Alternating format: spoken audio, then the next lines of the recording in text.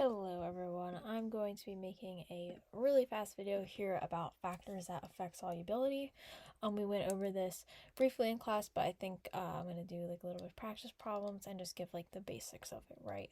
A lot of this just kind of has to do with like thinking about things like logically and maybe comparing it to real world applications or things that we see in the real world.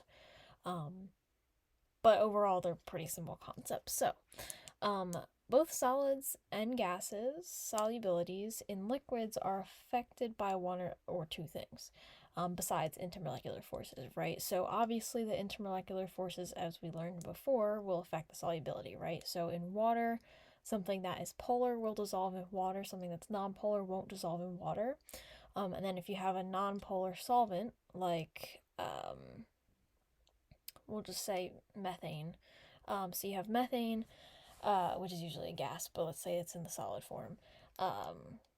And you're trying to dissolve something like salt in it, it's not going to dissolve, right? But if you try to dissolve something like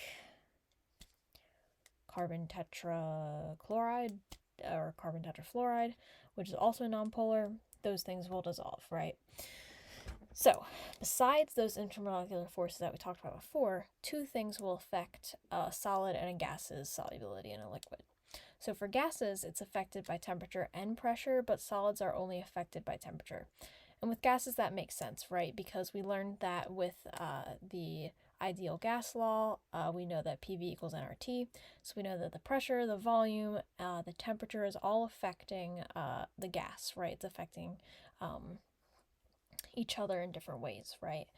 So, and then also with solids, that kind of makes sense because when we are trying to dissolve something like salt in water, let's say you have like a lot of salt and a little bit of water, it's a lot easier to dissolve that by using hot water, right? But that's just something that like I've seen myself because I don't know that things that have experienced, right?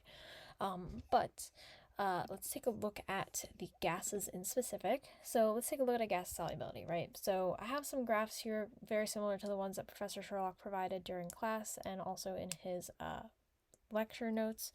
So solubility versus temperature, let's look at that graph. So how is solubility affected by the temperature?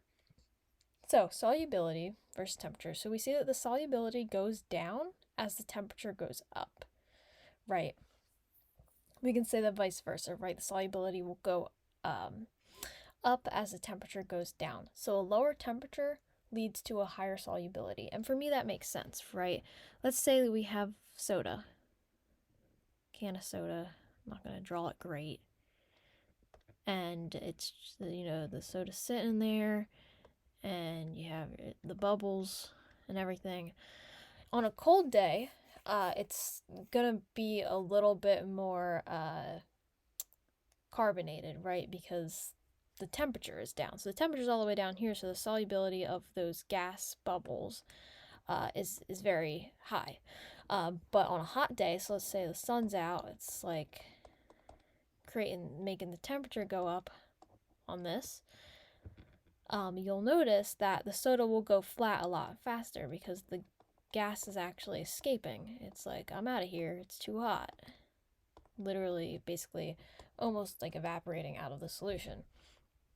So, because of that, we can say that as the temperature goes up, the solubility goes down, and those gas bubbles are more likely to escape on like a hotter day and stuff.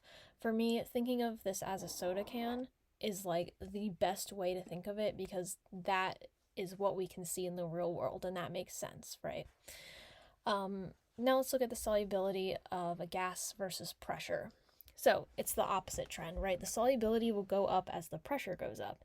And then as the pressure goes down, the solubility would go down. Again, thinking of our soda can. Before you open it,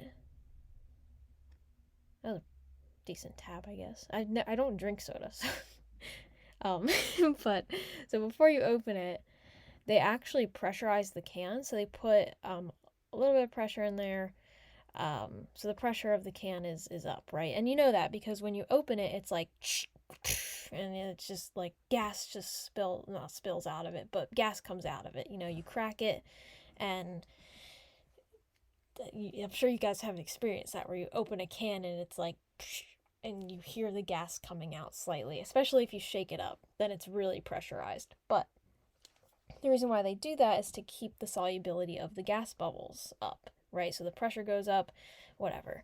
So we also know that in order to bring down the pressure, we obviously can open that can. So let's say that we have our can of soda again, but now the cap is off. There's our cap. So the pressure is going down, and because of this, the gas is going to escape as well. So pressure is going down, the solubility is going down. So just in a summary, for a gas, the solubility will go up as the temperature goes down. So the colder something is, the more soluble something is as a gas. And the solubility will go up as the pressure goes up. So the more pressure, the more soluble. So now let's take a look at our solids, which is a little bit more simple, and I'm sure that we all have seen this one before, and this one will probably make the most sense. So for a solid, the solubility goes up as the temperature goes up, and we can see that trend here. So we can think of this as solid water. Just as the temperature goes up, the solubility will go up. But we can also think of this as what solubility really is for a solid. So for a solid, as we learned in one of our last videos and during class, for solubility, what's actually happening here is that the sodium, we're using salt as an example, you have these water molecules that are going to come along and actually intermolecularly bond to, this is like the wrong way. It's not actually the oxygens that's attaching to both of them, but I'm just showing this as a water molecule as a whole. But what's going to actually happen is that you have your Na that forms and your Cl that forms because of that, right? Because these two